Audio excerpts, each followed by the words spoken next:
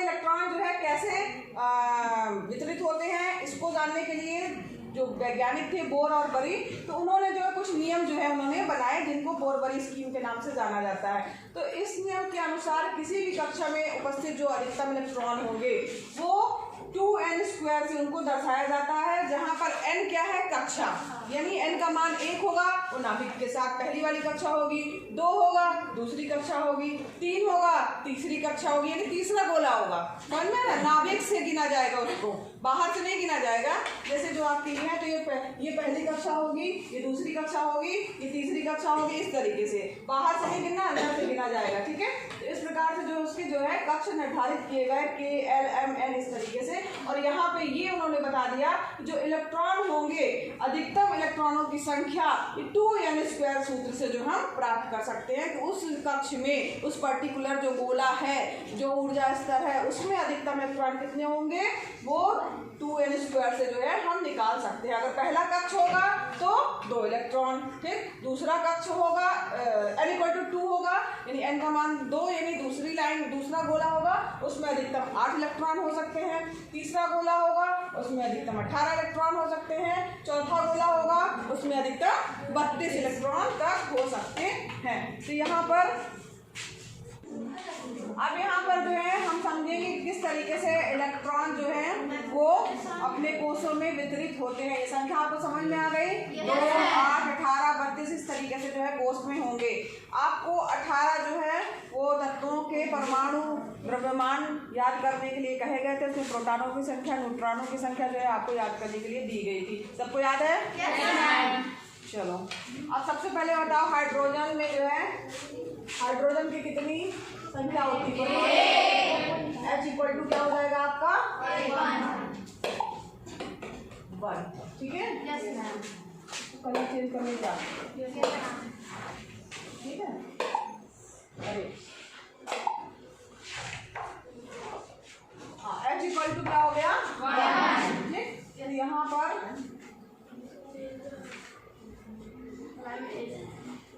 अब एक इलेक्ट्रॉन है, तो एक इलेक्ट्रॉन जो है वो सब निश्चित रूप से आपको पता है कि पहले वाले ही कोष में होगा उसमें, और वो पहले वाले कोष में आ गया, पहला जो घेरा था यहाँ पर एक इलेक्ट्रॉन आपका दिखा दिया गया। इसका संरचना जो है इस तरीके से बनेगी, इलेक्ट्रॉनिक विन्यास जो है इस तरीके से होगा। ठीक है, तो यहाँ पर इसके बाद जो है हाइड्रोजन के बाद क्या था? हीलियम। तो हीलियम में कितने होंगे? 2।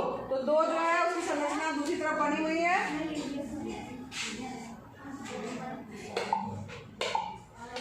ठीक है, यहाँ पर 2 है तो 2 इलेक्ट्रॉन जो है इस तरीके से 1 और 2 इलेक्ट्रॉन जो है आपके आ गए। इसके बाद जो है तीसरा जो है वो क्या था? लिथियम।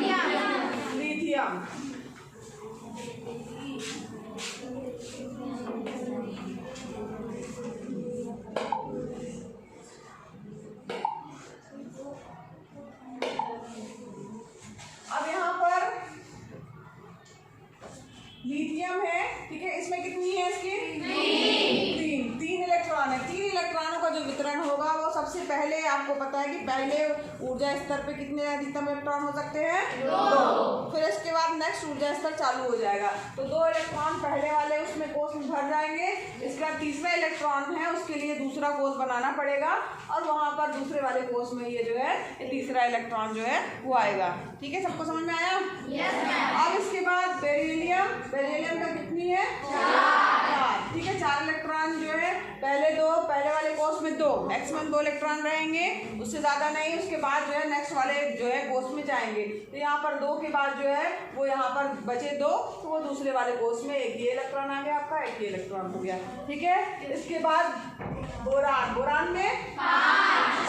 अब 5 है, तो यानी यहाँ देखो पहले वाले कोष में, इसको संरचना भी मान लीजिए लिखना है कि यहाँ पे पहले वाले में 2, दूसरे वाले में 1। ठीक है, इसमें क्या था? पहले वाले में 2, दूसरे वाले में 2, इसमें पहले वाले में 2, 3, इसमें कार्बन में, अब यहाँ पे लास्ट वाले में 3 आएंगे। ठीक, अब यहाँ पर एक चीज और है कि जो अब पहले वाले में तो मैक्सिमम 2 इलेक्ट्रॉन हो सकते हैं, दूसरे वाले में कितने मैक्सिमम इलेक्ट्रॉन हो सकते हैं? 8, है ना। अभी हमने जो 2n² से मैक्सिमम इलेक्ट्रॉन निकाले हैं उसके अनुसार जो है दूसरा जो कोर्स होगा उसमें मैक्सिमम इलेक्ट्रॉन कितने हो सकते हैं? 8। तो यानी कि दूसरे वाले में जब तक 8 इलेक्ट्रॉन नहीं होंगे तब तक उसमें भरते जाएंगे, ठीक है।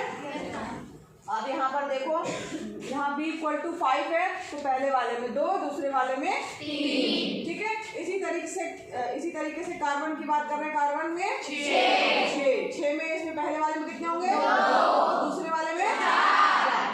अब इसके बाद नाइट्रोजन में 7, तो पहले वाले में 2, 5।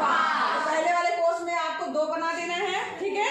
और उसके बाद जो दूसरा कोर्स होगा उसमें आपको 5 इलेक्ट्रॉन जो है वो दूर दूर बना देने हैं, ठीक है।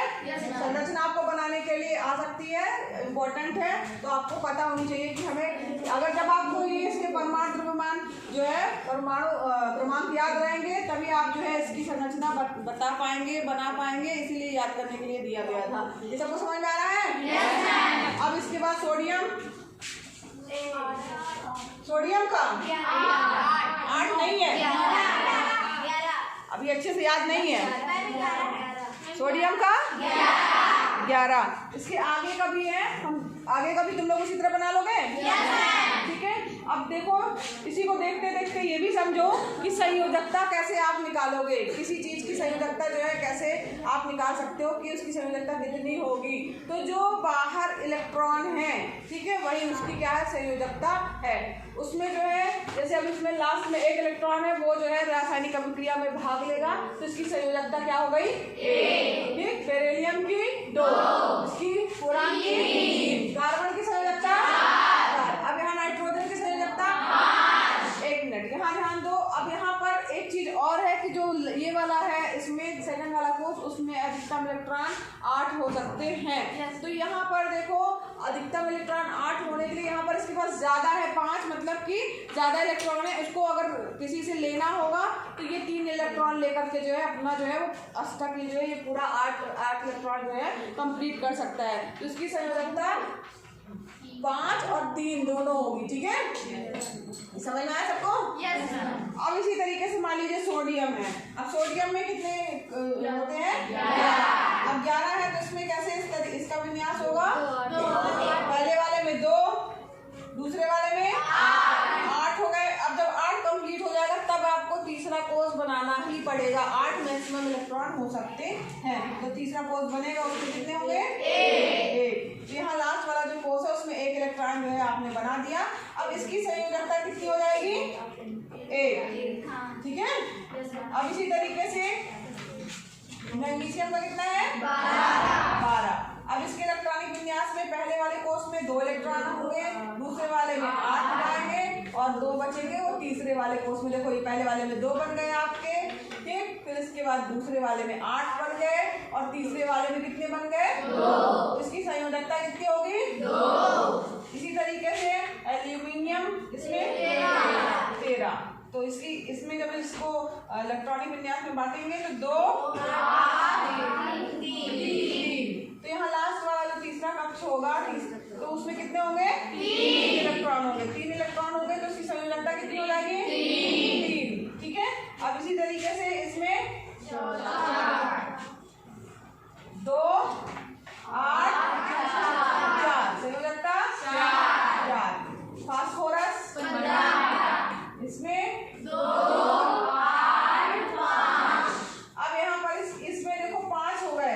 अब पूरा करने के लिए कितना चाहिए है? 8 इलेक्ट्रॉन मैक्सिमम हो जाएंगे तो उसका अष्टक पूर्ण हो जाएगा। तो यहाँ पर पूरा करने के लिए 3 इलेक्ट्रॉन कम है, ठीक है। तो उसको 3 इलेक्ट्रॉन जो है ये अपनी ओर आकर्षित कर सकता है या ले सकता है, तब इसकी संयोजकता जो है इसकी जो संयोजकता हो जाएगी वो 3 हो जाएगी, क्योंकि इसके पास 3 इलेक्ट्रॉन की कमी है। तो यहाँ पर इसकी संयोजकता 5 और 3 दोनों होगी, 3 यहाँ पर जो है इसकी संयोजकता होगी। इस तरीके से इलेक्ट्रॉनिक विन्यास जो है वो पूरा जो है वो किया गया है। सबको समझ में आ गया है? yes,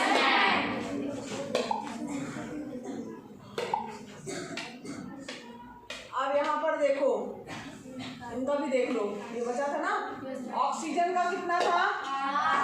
8। इसमें 8 इलेक्ट्रॉन है तो पहले कोर्स में 2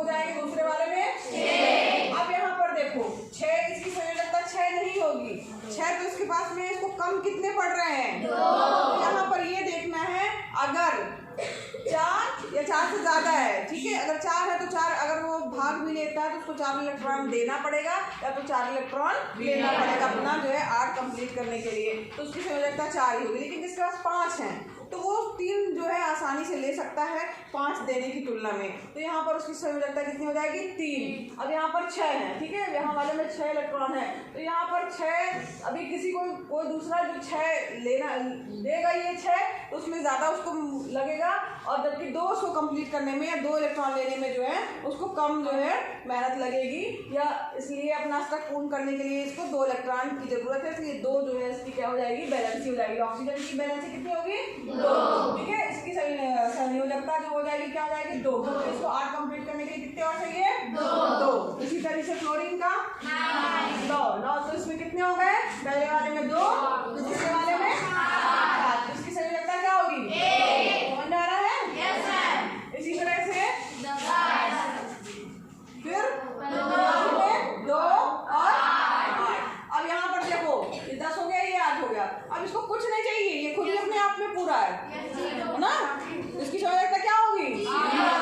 0। इसकी संयोजकता क्या होगी? 0, ठीक है। इसी तरीके से जो है, अब इसका बताओ सल्फर 16।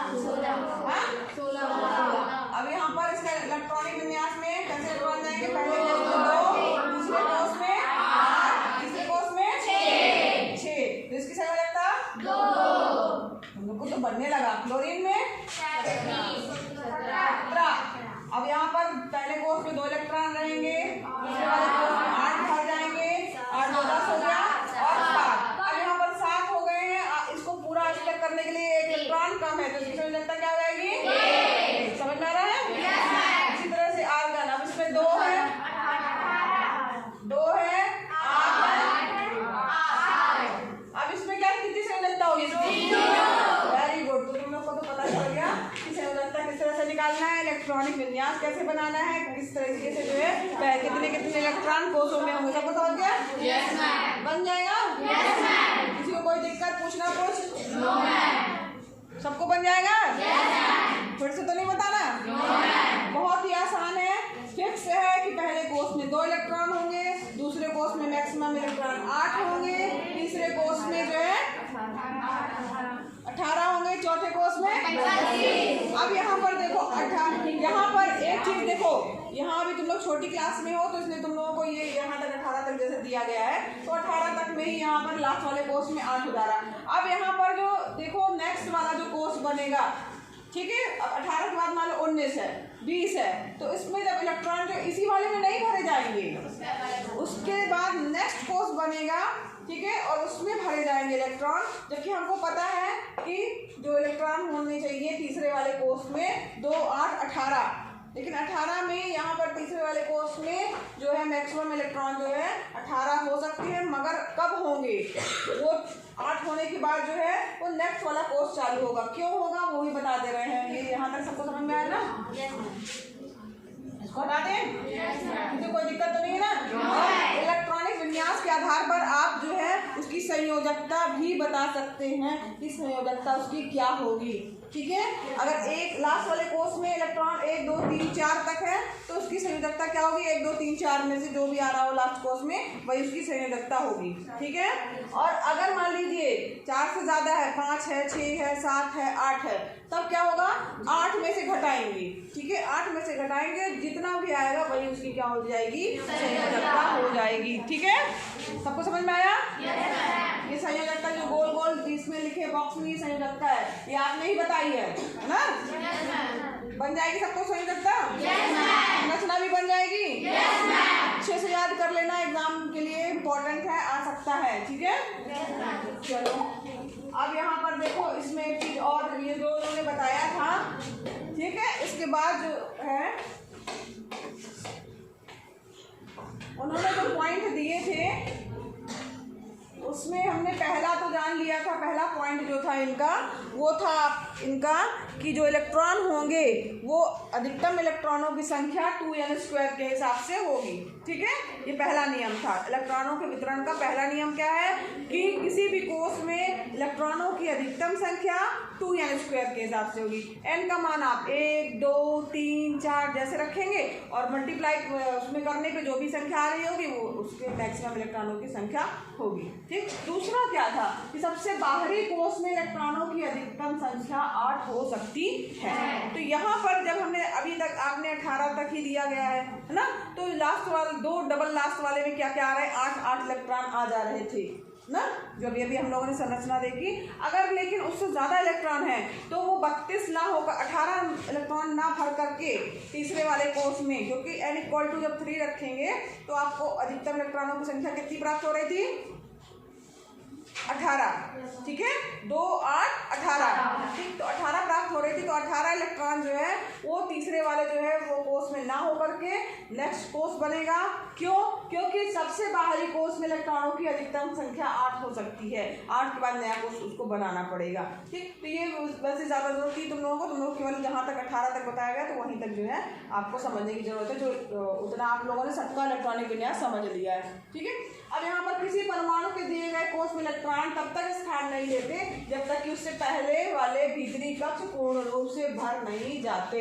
स्पष्ट होता है इससे क्या की कक्षाएं जो हैं वो क्रमानुसार भरती हैं। ऐसा नहीं है कि आप जो है वो वहीं पे भी इलेक्ट्रॉन डाल दोगे। आप सबसे पहले जो पहले वाली कक्षा उसमें डालोगे, फिर दूसरे वाले में अगर बचते जा रहे हैं तो फिर तब उसकी नई कक्षा जो है वो चालू होगी, और जो भी नई कक्षा चालू होगी वो उसमें जो है मैक्सिमम इलेक्ट्रॉन जो है वो 8 तक जा सकते हैं, जो उसमें जो है उसकी संख्या है। ठीक है, अब यहाँ पर पहले 18 तत्वों की परमाणु संरचना की व्यवस्था को जो है आपने अच्छे से समझ लिया। तो यहाँ पर इलेक्ट्रॉनों के वितरण को सबने समझ लिया। सब लोग जो है उसकी संरचना बना पाएंगे। और इसकी देखो संरचना आप बहुत अच्छे से बना लोगे, आप समझ भी चुके हो, लेकिन इसके लिए शर्त क्या है कि आपको याद होना चाहिए कि कार्बन की जो है वो परमाणु क्रमांक क्या है, उसमें प्रोटॉनों की संख्या क्या है, न्यूट्रॉनों की संख्या क्या है ना, उसका परमाणु भार क्या है। ये सब जो है वो जो टेबल याद कराई थी वो आपको याद होनी चाहिए। सबको बन गया।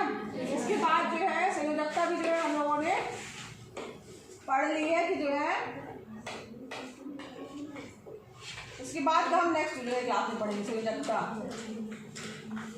हाँ, ये तो हम लोगों ने पढ़ लिया ना कि बाहरी कक्षा में जितने उपस्थित इलेक्ट्रॉन है उनको संयोजकता इलेक्ट्रॉन का, जो बाहरी इलेक्ट्रॉन है उन्हीं को क्या कहा जाता है, संयोजकता इलेक्ट्रॉन कहा जाता है। तो यहाँ पर जो संयोजकता इलेक्ट्रॉन से जो है उसकी संयोजकता आप बता सकते हैं कि जो है कितने इलेक्ट्रॉन जो है बाहरी कक्षा में हैं वो उनकी संयोजकता है। और अधिकतम इलेक्ट्रॉन 8 रखा गया है, तो देखा गया कि जिन तत्वों के परमाणुओं के बाहरी कक्ष में पूर्ण रूप से 8 इलेक्ट्रॉन है, पूरे अगर भरे हैं, है ना, मिल रहे थे ना हम लोग को, कौन कौन से 2 तत्व थे, आर्गन था और नियान था, उसके बाहरी कोष में 8 इलेक्ट्रॉन पूरे से संयोजकता शून्य आ रही थी ना। तो यहाँ पर जिन तत्वों के परमाणुओं के बाहरी कक्ष में पूर्ण रूप से 8 इलेक्ट्रॉन है, वो इसका मतलब हुआ कि रासायनिक रूप से सक्रिय नहीं रहेंगे ना, तो यानी वो रासायनिक क्रिया में भाग नहीं लेंगे, क्योंकि उनका पहले से ही वो कंप्लीट है, उनको कुछ नहीं चाहिए, वो अपना फुलफिल है, उनको कोई जरूरत नहीं है अपना पूरा करने के लिए, वो पहले से ही भरे हुए हैं। तो रासायनिक रूप से वो क्या होते हैं, सक्रिय नहीं होते हैं।